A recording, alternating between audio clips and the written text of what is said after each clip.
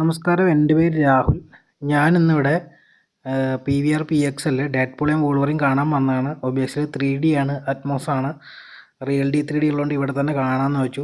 സിനിമയെക്കുറിച്ച് പറയുകയാണെങ്കിൽ, ടെക്നിക്കലി പറയുകയാണെങ്കിൽ ഇതിൻ്റെ 3D ഭയങ്കര നല്ലതായിരുന്നു. ഇതിൻ്റെ അറ്റ്മോസ് എഫക്റ്റ് ഭയങ്കര നല്ലതായിരുന്നു. നല്ല പിക്ചർ ക്വാളിറ്റി ഉള്ള 2D DCP ആയിരുന്നു വന്നത്. പിന്നെ സിനിമ പറയുകയാണെങ്കിൽ സിനിമ ആക്ച്വലി എനിക്ക് ഭയങ്കരമായിട്ട് വർക്കായി. എല്ലാവർക്കും ഇത് വർക്കാവില്ല.